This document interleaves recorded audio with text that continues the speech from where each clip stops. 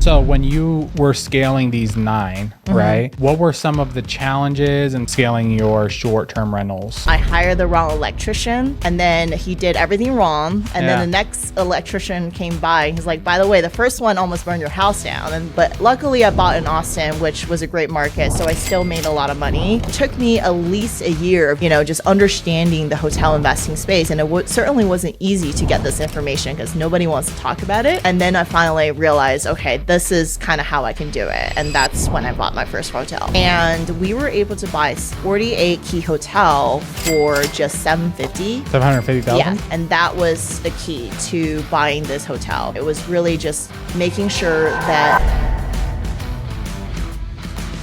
All right, guys, on the podcast today, we have Diya, the hotel queen. She has made over 7 figures a year with short-term rentals and hotels. She has 200 doors between her Airbnbs and hotels. So she's going to teach you on the podcast today how to scale an Airbnb business and how to buy your first hotel business and creative finance. So let's get straight to it. How are you? I'm great. All right. So for people who don't know who you are, can you give us a quick intro?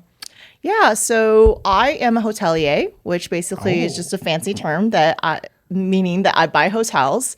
We have currently 4 hotels in North Carolina, Texas, and Arkansas. And we also have a portfolio of short-term rentals across the USA as well. Got it. How many short-term rentals do you have? It kind of goes up and down, but right now we have about 15. 15? Yes. Damn, that's a lot of short-term rentals. Thank you. All right. So before we get into how to buy hotels and how you scaled your Airbnb business, what got you into real estate? So I was formerly a patent litigation attorney, so totally unrelated to real estate. And I guess it was just the financial independence movement really interested me.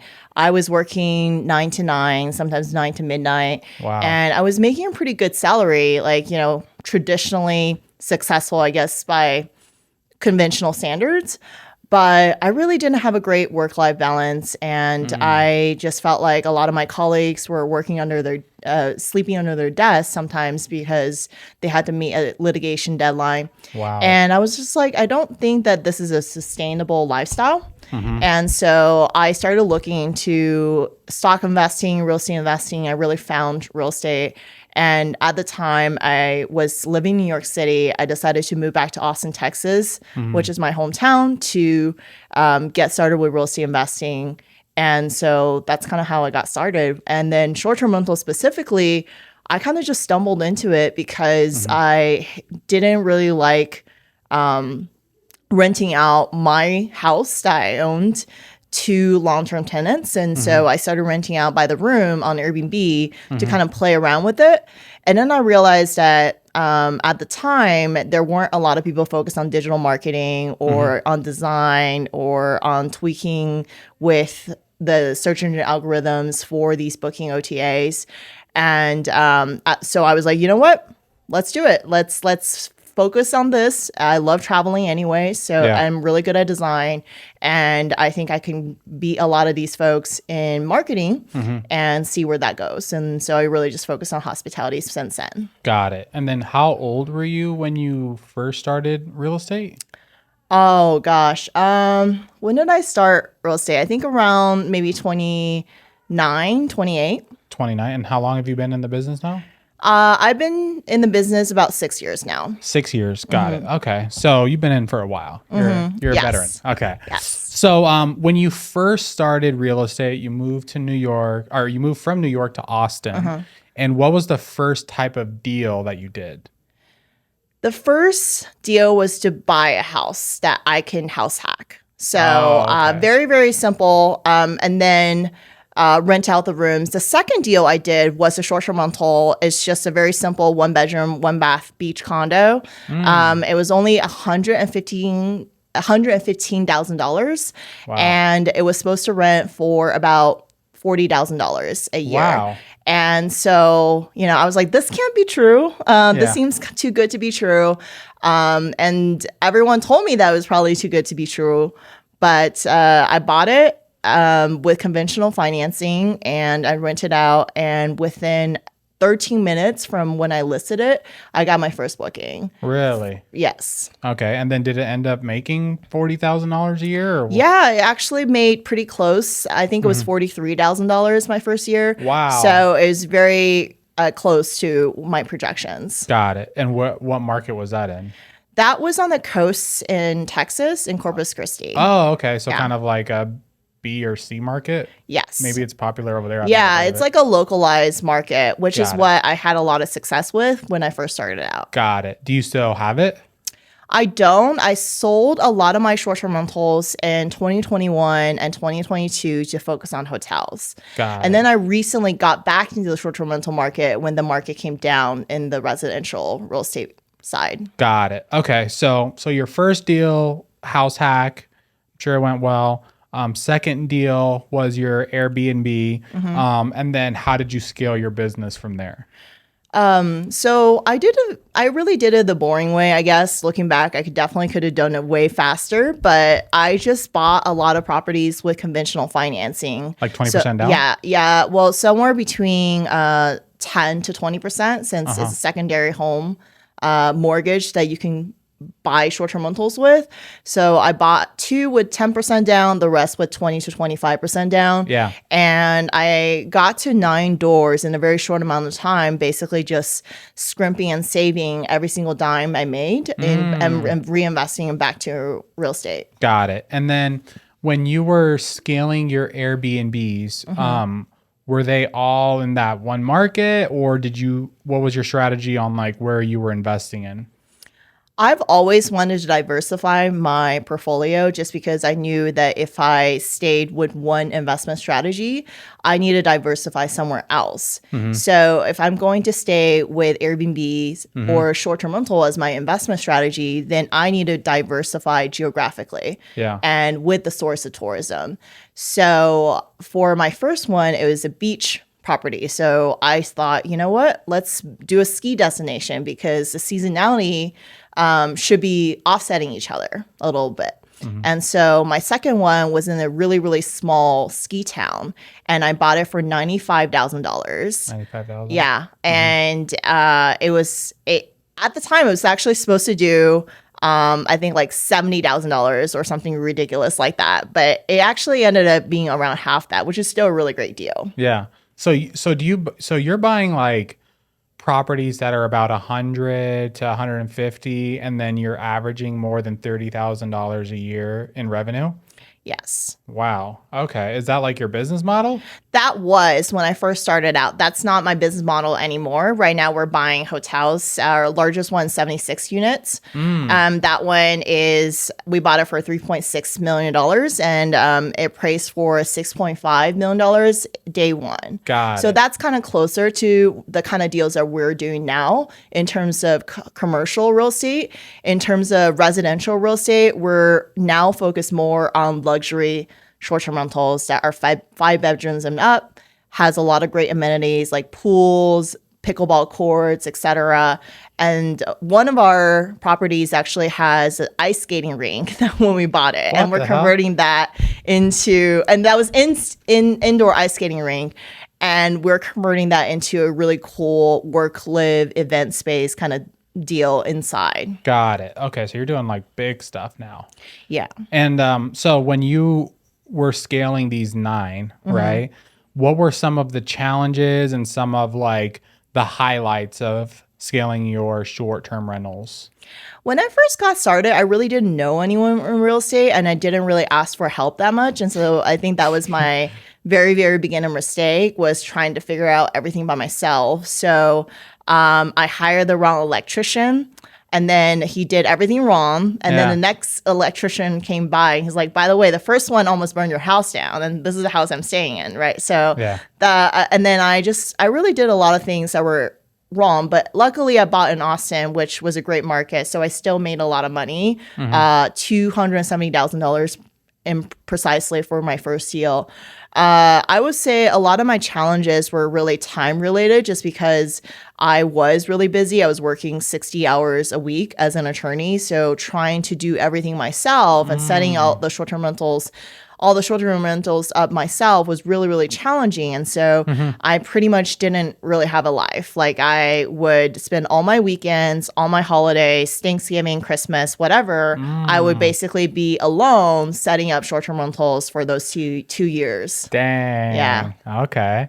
I remember early on in my career, I used to work like Thanksgiving, day before Thanksgiving, Black Friday, the Super Bowl. Yeah. Like I always remembered I would be at the office, completely empty office, and I'm in there, actually doing stuff, not just like on the MLS. And that brought that memory up. Yeah. I think a lot of people think that, real estate investors, as soon as we start investing in real estate, we're just gonna like be rolling in dough and like just not passive working. income, Yes, and being on the beach and sipping Mai Tais. But I think the first few years is still gonna be grinding. Yeah. So you scaled that 9, and then what happened after that? I kind of reached a point because I was self-managing these short-term rentals, and they were, even though I was automating everything, at some point it still takes more time than than buying a long-term rental, right? So I was at a point where I either had to focus on real estate or focus on practicing law. Got it. And I was already making enough of a net rental income with my short-term rentals to basically beat my first year as working as an attorney. So my first year salary. How much is that?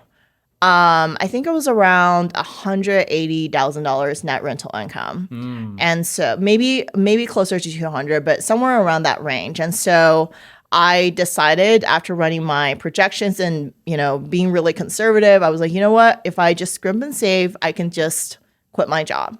And so that's what I did. And that was the scariest thing I did because that was during COVID-19. So the short-term rental or Airbnb industry, everyone thought that Airbnb was going to die, right, during that time.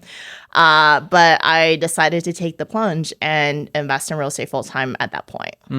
Okay. And then when you did, you only had like 9 short-term rentals, right? Okay, so you quit your job, and that was a huge pivot, right? And it's interesting because I had Brandon Turner on the podcast, and I asked him about some of his biggest pivots in his life. And then we talked about his pivot when he was at Bigger Pockets, and he decided that, he wanted to leave, right? So if you haven't listened to that podcast, but besides when you quit your attorney job, was there any other big pivots in your real estate career so far?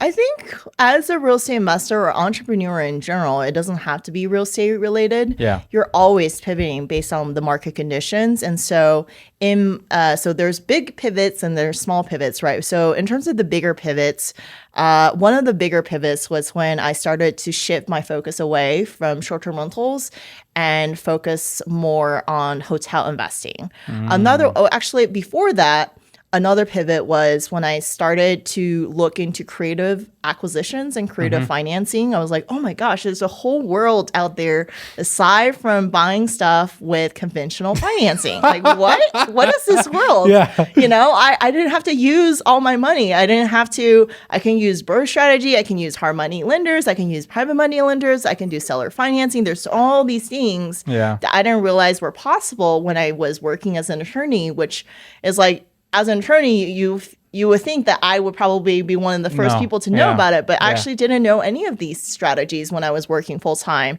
But once I freed up my time, now I'm able to spend more time learning about real estate full time. Yeah. And I really considered it training in real estate and trying to train every single day.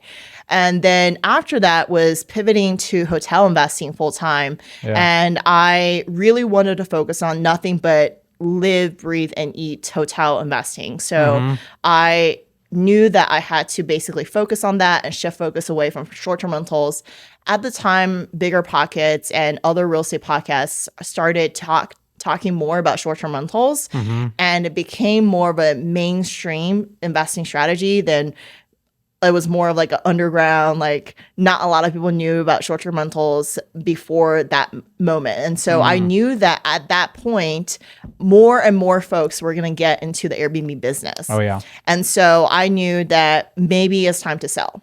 Oh. So a lot of people were asking me like, hey, you're cash flowing so much. Why are you selling these short-term rentals? I'm like, because they have at least doubled in valuation. So the $95,000 condo that I bought last year is now worth $250,000. So why wouldn't I sell? I hate when people ask me, why am I selling? Just a random thought. Like, I sell properties all the time.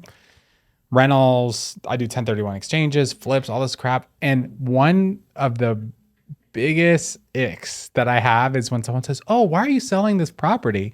Like the realtor. And I could show them that the property cash flows, and they're like, why are you selling? It's like, why does it matter? Yeah. Like, do you want to buy it or not? Like, I don't need to like, oh, and then they're always like, oh, well, if it's cash flowing so much, they say the same thing. If it's cash flowing so much, why would you sell? I was like, because I have other stuff I'm trying to do. Like, and then those same people never end up doing anything. But, okay. So go back to your story. So what were you saying? Yeah, so I sold a large portion of my short-term rentals in 2021 and around that time, basically, to go into hotels full-time. And so that to scale from short-term rentals into hotels was a much harder journey than I thought it was going to be. I just thought it was going to be a larger short-term rental. I was like, it's still hospitality, it's just bigger. So what difference could it really be? But it's very, very different because now you're competing with people who have hospitality degrees. You're competing with people who their entire lives, their family members, everyone in their family is in the hotel business. So you're really competing with a very different class of investors versus as a short-term rental investor, you're competing with at least 50% of your competition is beginners. Right? So now it's a very different class. You're having different conversations, completely different vocabulary. Banks require a different level of skills and resume and net worth and etc. And so it took me at least a year of just constantly making offers and studying this material and just understanding the hotel investing space. And it certainly wasn't easy to get this information because nobody wants to talk about it. And then I finally realized, okay, this is kind of how I can do it. And that's when I bought my first hotel. And that was in 2021. That was in early, yes, actually, let me think. Was it? Yeah, so that was in 2021. Okay, so before we break down that deal, what triggered you to want to buy a hotel? Because that seems very unique. It is very unique. And I guess I wanted to buy hotels because it was the next step for me as a short-term rental or hotel, or not hotel. As a hospitality investor, I felt like that was a natural progression.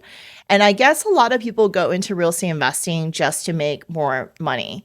But I've always been really passionate about hospitality and traveling and design. Oh, interesting. And so for me, it wasn't just, hey, how do I make more money? It's also, how do I just do more of what I already enjoy in real estate investing? And that is to provide a really beautiful travel experience for people. I really like those wow moments when someone's walking in the front door and it's like, wow, this is beautiful. I wonder who designed this. It looks like I'm walking into a design magazine.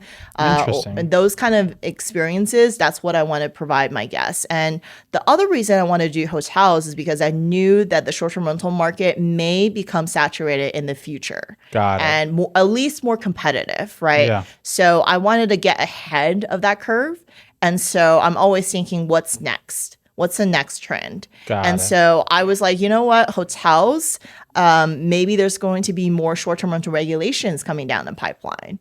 So what's going to be benefiting from that? It would be mom and pop hoteliers. So if I buy something that's a hotel in a town that's going to start enacting short-term rental regulations, and now I'm renting my hotel on Airbnb as well as all the traditional hotel online travel agencies or OTAs, then I'm going to benefit from any short-term rental regulations or restrictions that come in place. If I am going to buy a hotel and now I can afford to hire a cleaner at $15 an hour, just because there's a lot of scale in that, I can hire someone full time, then I'm able to outcompete someone who has to hire a short-term rental management company at 20 to 30% of rental income. So I can compete a lot more efficiently. Another reason is just that a lot of the small to mid-sized hotels, they're owned by mom and pops. And so you're not really competing with a lot of folks. You're not competing with multifamily investors. You're not really competing with short-term rental operators. You're not really competing with pretty much anyone other than a very small group of people who are interested in hotels. And so it's a lot easier to buy really great deals as well. Interesting. So, okay, so let's get into your first deal. So you said you were making a bunch of offers. Where were you looking, like on LoopNet, or where were you, NationStar or something like that?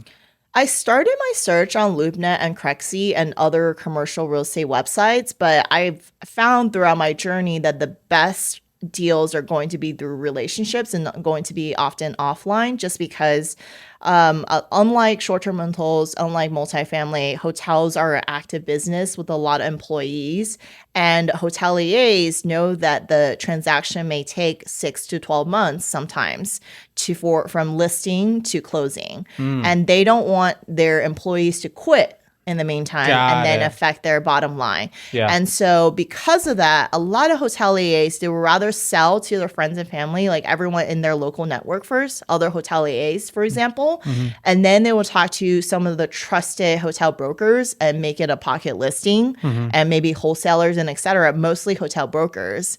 And then the hotel brokers will reach out to their most trusted network of other hoteliers.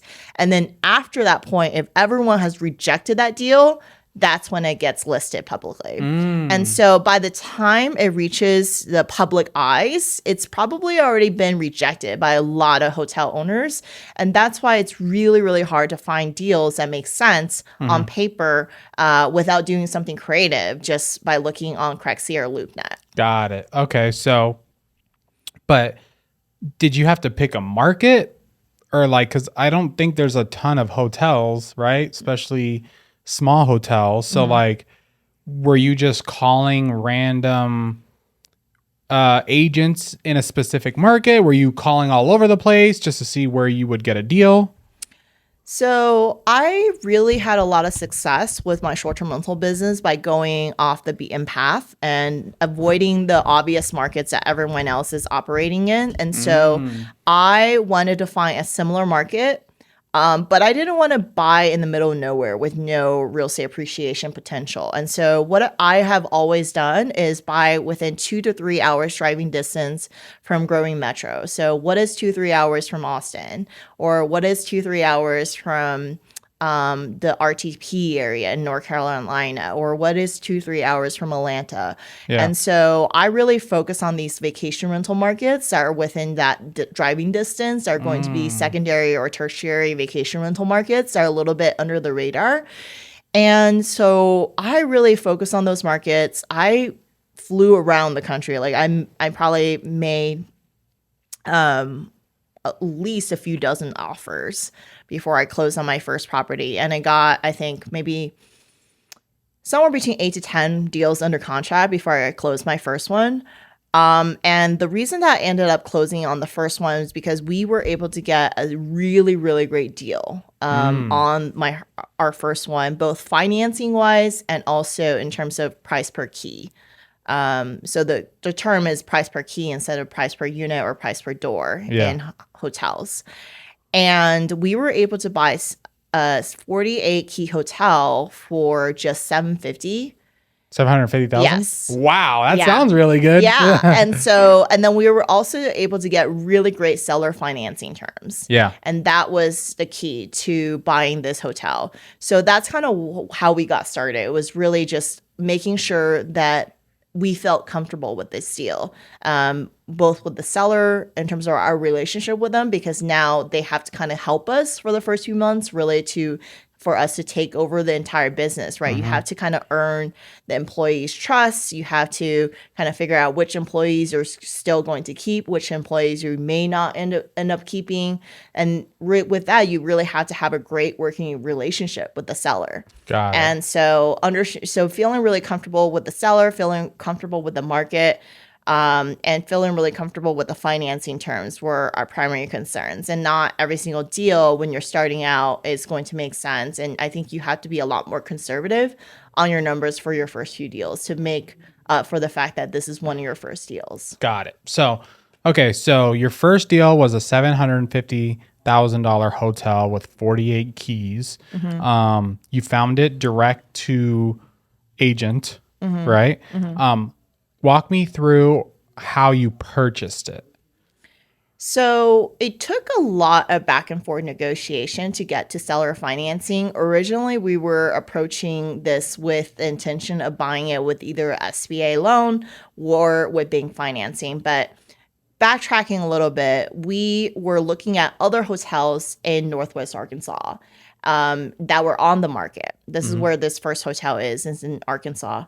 And I basically reached out to all the brokers and said, hey, even if the deals on the market don't work for us, do you have anything else? And so with that technique, we were able to get this deal off market through a broker. And we were connected directly with the seller. The broker's still making 3% commission, but we were just able to negotiate directly with the seller and his real estate attorney. And so we were negotiating back and forth, and we had an extension because we're trying to find financing. And it was really hard to find financing because the financials on this property were not so great. And so we had to go back to the seller at some point and be like, hey, I know you want $750, and we're happy to give you that price, but you're going to have to work with us and give us seller financing because right now with your current financials, not a lot of banks are going to give us a note on this property. What were the current financials, just like roughly? I think he was only making like $100,000 or something a year in terms of gross revenue. Really? Yeah. That's very low, right? Yeah. For 48 doors? Yeah. Yeah. Okay. But they also were very busy real estate investors. They are a little bit older and they have a pretty sizable real estate portfolio. And so they're busy with a lot of other things. And so they really didn't spend a lot of time on this property. And that's actually the case with a lot of folks because they own the building outright and they've owned it forever. And they are not really savvy hotel operators. They don't really understand online travel agencies and the importance of having an online presence. A lot of them may not have a way to book online, even in this modern day and age, which seems, really crazy. And I remember talking to the front desk guy, and he was mentioning that sometimes the guests will end up walking in the front door before they have the check-in and booking information come in through the email system. So obviously there was a huge gap in terms of technology needs. Yeah. And they were still having physical keys. And they also had pen and paper for, just keeping track of who's in-house that day. So you saw like it was underperforming. Yeah, so it was very low in technology, and we knew that at least with that piece, we can bring it up to modern day standards and operations, and so that's kind of what we felt comfortable doing was to redesign it and bring it up to modern day standards in terms of the operation procedures. Got it. Okay, so it was making $100K. You negotiated $750. And then you got it seller finance. What kind of terms did you negotiate? So initially, the seller didn't want to seller finance to us, but his real estate attorney, who's related to the seller, ended up convincing the seller to take our seller financing deal because he knew, based on the financials, it's probably unlikely that any bank would finance this. And so we were able to get, I think, around 6% interest only. Okay. And so we had a 3-year balloon on it. And I think around 20. So Okay, so we had a 20% down, 6% interest with the first year interest only, and the 3-year balloon on the property. Got it. And what did you say the down payment was? 20%. 20%. Okay, got it. Okay. So you close on this deal, right? And then what happens? So we closed on this deal, and it was kind of crazy because we were christened into this hotelier life by a homeless guy, coming and pulling the fire alarm in the middle of the night on our first night of operating this. So we had Of course. the entire fire department come in on the first night, wondering what happened, why is the building not on fire, and realizing it was just a random guy. Yeah.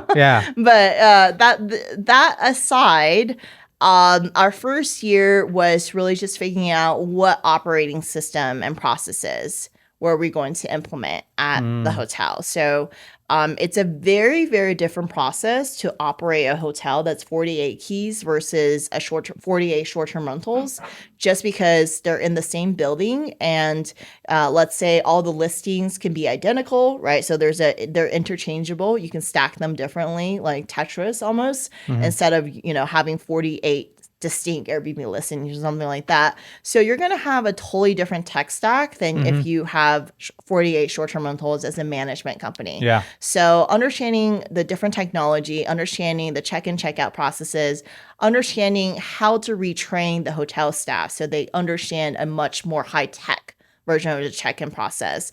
That was our first year, was renovating.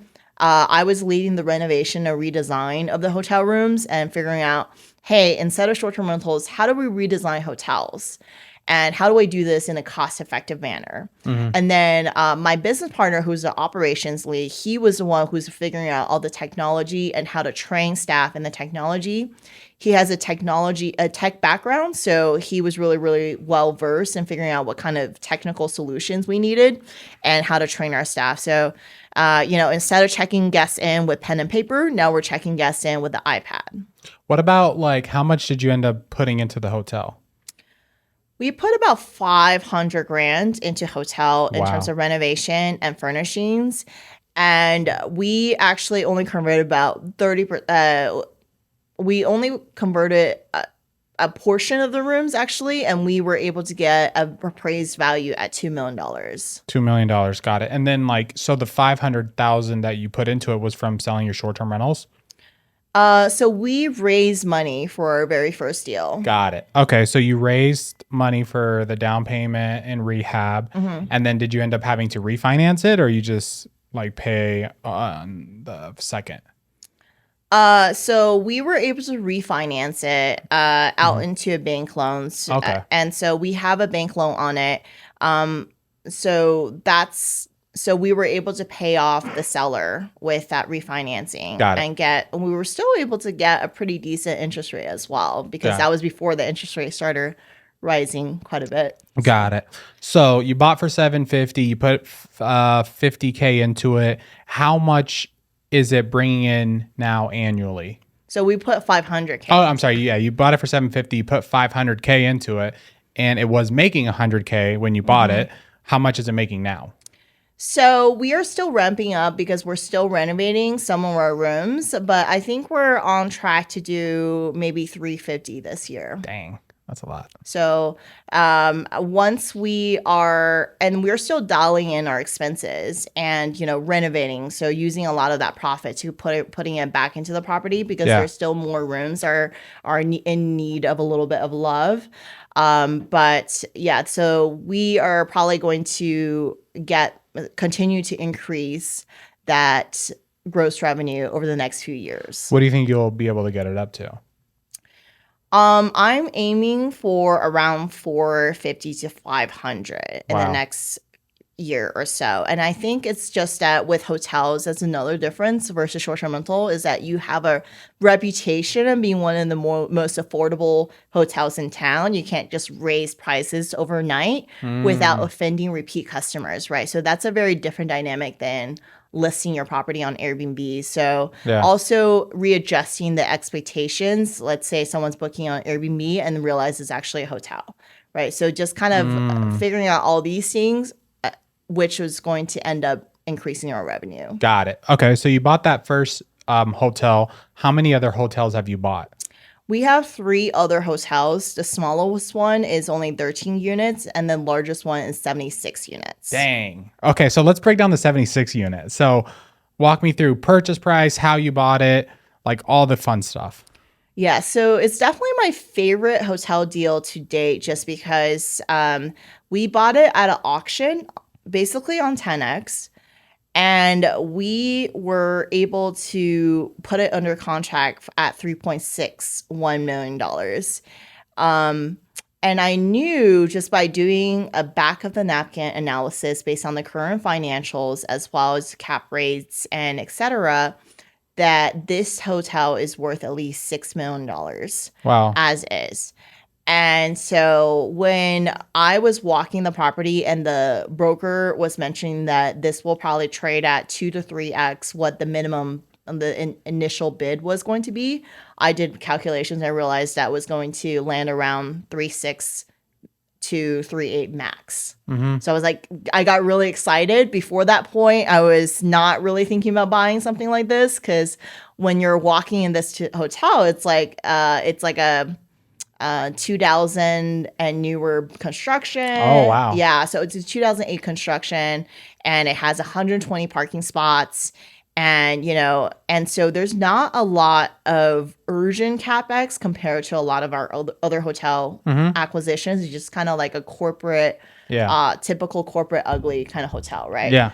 And so we also really were familiar with the market because we had a secondary house that was about 10 minutes away from this property already. That was a short-term rental / house hack. And so we knew that operationally that was going to make our lives a lot easier because now we actually have a home base already. We already have an office space already. And now we can drive back and forth relatively easily to check on this property. And where was it again? I'm sorry. It's in Bentonville, which is in Northwest Arkansas. Got it. Okay. Yeah. And then the other reason I really like this market was just because there's a lot of different sources of tourism. Walmart's headquartered there. So there's a lot of corporate travel.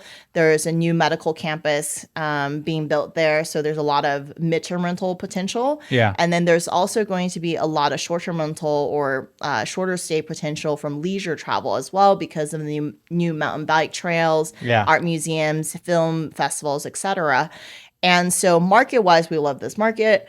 Deal-wise, I knew that it was going to be way below what it might be valued at. And sure enough, once we put it under contract and got our appraisal on it, it appraised for 6.5. But it was definitely the most stressful closing of my life just because auctions have a very short timeline before you have to give up your non-refundable earnest money. So how much was the deposit? How much did you need to raise? Like, go through that. Oh my gosh. So the non-refundable earnest money is always 10%. So 360 about? Yes, for 10X deals, which is a lot of money to put down in the first 24 hours after getting under contract. Yeah. And the other wrinkle on this is that because it's a franchise hotel, you have to understand how much the break fee is to break the franchise. Because if it's a franchise and you're trying to get away from the franchise agreement, there's usually a penalty fee to break that franchise. So getting an attorney that specializes in franchise agreements on the phone, getting the franchisor who's the one who's licensing the franchise to the hotelier on the phone in the first 24 hours when you haven't even bought the property, that is extremely difficult. So there was a whole maybe 40 conversations I had to have in 24 hours. That was highly stressful to make sure that we're not putting 10% or 360 down and of non-refundable earnest money without understanding what our risks there are in terms of breaking the franchise agreement. Got it. So how much did you put down? So we put 360 down, but I had to figure out how much the break fee was, and it could range anywhere from 100 grand usually to up to $500,000. So that's a very big range, of course. And so I really wanted to figure out exactly how much that's going to be before we put the 360 in. And so we ended up figuring it out with a really creative way because we weren't able to directly talk to the franchise brand without the seller's permission. And then it was going to be a whole ordeal trying to get the seller's permission in a timely manner. But we were able to figure out that the franchise break fee was only $76,000. Okay. At that point, we felt comfortable wiring in the non-refundable 360 because I knew at that point we probably have a very good chance of getting bank financing on it because of how much it's probably going to be valued at. Yeah. And also, we knew that the franchise break fee was not going to be an exorbitant amount. And we ended up getting amazing financing terms on this property because of how much under appraised value it came in at. And we were able to get 85% of the transaction value financed with the bank and 100% of the renovation budget financed with the bank at 8% fixed interest for the next 5 years. Got it. And then you said it so fast, but what was the down payment? So the down payment was 15%. 15%. Okay. So you only had to come up with another 5% after you put the 10%. Okay. And then did you raise all that money? Yeah. So we have a 506c fund for hotels and short-term rentals. So we use our investors' money from our fund to purchase a hotel. Got it. So you bought it for 3.6. You put 15% down. And when was this? This was March of this year. 2022. Okay. And then how much revenue does that hotel bring in annually? So when we bought it, so we don't have a 1 year financial yet, but when we bought it, we were at, I think they were doing around 1 million mark or so already in terms of gross revenue. And I think we're going to be around 1.4 for our trailing 12 months once we get to that mark. However, we do have 11 rooms down, so that's pretty good considering we have 11 rooms down. What about, how old are you again? I am 35. I have to think about that. Do you ever walk into these buildings and you're like, I can't believe I own this building? I definitely get imposter syndrome sometimes. I'm like, wow, like I don't think if you asked me 10 years ago when I was 25 years old that I would be owning hotels. Yeah. That just sounds very different than owning short-term rentals. Oh, 100%. Yeah, 100%. So yeah, I would imagine that sometimes you're just like, is this my life? Like, holy, like, cause that's a big accomplishment. And it's very, you took a lot of risk. You had a lot of discipline. You learned a lot. Mm-hmm. You've had to do a lot of different things to be as successful as you are, right? Because some people could take a lot of risk, right? But they're not good at operating, where they're good at like raising capital and then they let someone else do everything, right? Mm-hmm. You're doing that. I'm sure you have partners and stuff, but I'm sure you're still helping with the operations and all types of stuff like that.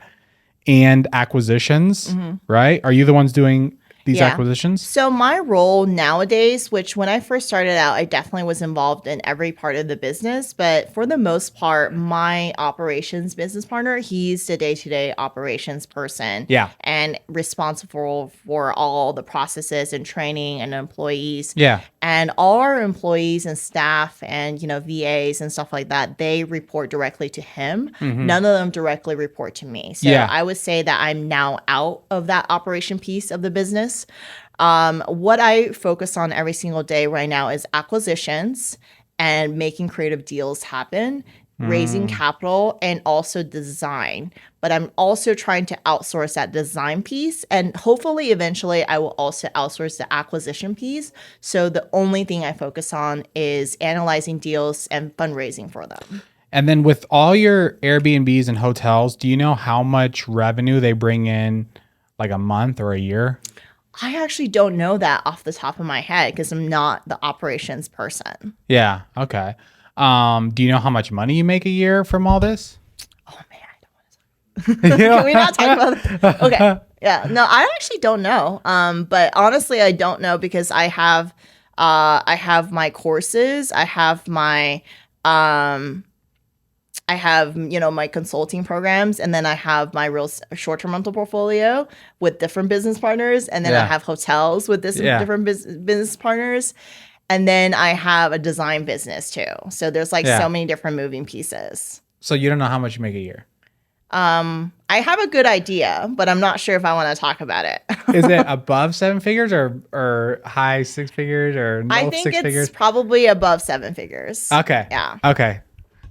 I hate talking about. Why? I don't know. It's a weird. You should talk about it. Yeah, maybe I should, but So I let's don't talk know. about it. Oh my gosh, no. Am I turning red on camera, guys? Am I blushing? I'm probably blushing. Okay. Yeah, but I like to talk about it because I think it's important, and I think like at least you know you're profitable. Because sometimes I've had people on here where I start digging into it, and Yeah. I'm like, oh, you don't actually make any money. That's Yeah. scary. Yeah, but so that's good that you're profitable Yes. and you're doing things good. Yeah. Well, I would say for some of our hotels that are still undergoing renovation, we're basically still putting a lot of our profit back into the business. Of course, yeah. We're still at that point where we're not, breaking even basically. Oh, yeah. And that is true for a lot of our hotels, even if they are currently making over $1 million in revenue, just because we are still rebranding, for example, that 76 unit from a Wyndham hotel into a boutique hotel. So that's going to require over the next year or two over $1 million of reno. Damn. Yeah. So yeah, I mean, I have rental properties right now that I'm still trying to stabilize, and I probably lose money or break even, and I'm just like, whatever. But once they get stabilized and refinanced and all that stuff, it's gonna be great. So yeah. Yeah. Won't One of hold my that against you. favorite ways, which I don't know if we want to talk about this, is one of my favorite things right now is because the market's down in Austin by 20%, I'm able to buy a lot of deals at a very, very steep discount. And we've been just lowballing sellers that are on the MLS, either with creative financing strategies and then buying them closer to market, or offering $100K less on versus their listing price. And we were able to buy 13 short-term rental doors in a very short amount of time using that strategy currently. Yeah, let's talk about it. Like, what are the specifics? So you're on the MLS. Are you looking for properties that are already short-term rentals? Are you looking for distressed properties? Like, what exactly are you looking for? I am looking for ugly properties that are usually 1990s and newer, just because I have done gut renovation. And I think everyone has a least favorite part of real estate investing. Yeah. And my least favorite part is gut renovation. My least favorite part is dealing with tenants. I'm the opposite of hospitality. I'm like, you better pay or you get the freak out of the house. But yeah. So you don't like to deal with reno. So you deal with 1990s, ugly properties, and what else? So I like to make ugly properties beautiful. And a lot of our properties are basically burster strategy. So we're buying stuff at significantly below market price. We are renovating it. And then when we're done renovating, we can either refinance the property as a turnkey short-term rental. Yeah. Or we can resell it depending on the market conditions. Got it. And meanwhile, while we're holding it with either a DSCR loan or a hard money loan, it has to at least make a little bit of profit. Got it. Even with the higher interest rates, it has to at least somewhat cash flow. If it's a seller financing strategy, and in an 8 neighborhood in Austin, Texas right now, and you and I were talking about this a few days ago, if it's a low enough interest rate in a really great neighborhood, we're open to potentially just breaking even on some of these longer term holds in Austin, just because Austin has historically appreciated so much in the right markets. Got it. Okay. And then I guess last topic. So what does the next 5 years look like? Because we were just at Brandon Turner's Better Life event, and he talked about 5-year goal. Did you write anything down? Do you know what you want to do? I did. And This is probably going to come out of the left field, but I really wanted to focus on content for the next year at least. And so 5 years from now, I can focus on fundraising. And so really, really dialing in my processes for investor relationships, my processes for education, my processes for content creation. That's really what I want to focus on. Historically, I've been in the trenches on a daily basis. I think I spent a large portion of my day just underwriting deals, making offers, talking to banks, talking to lenders, and even designing hotels and short-term rentals. And so I really want to get out of that piece so that I can focus on raising money and teaching other people how to invest in hotels and short-term rentals. Beautiful. Well, I mean, this is probably the most unique investing I've heard on the podcast. Usually is like flippers, wholesalers, apartments, Airbnb. I've never had someone that spoke about hotels. So now I'm motivated to buy hotels. But if people want to learn more about hotels or find you, where do they go? The best way to stay in contact with me is through Instagram. So that's at DIYAESQ. And I have a lot of content on the deals I'm doing, anywhere from a single family short-term rental all the way up to our 76 unit hotel. I talk a lot about the day-to-day operations as well as renovation, behind the scenes, acquisition, etc. Got it. Okay. All right, guys. This was the Wealthy Investor Podcast. We are out. Peace.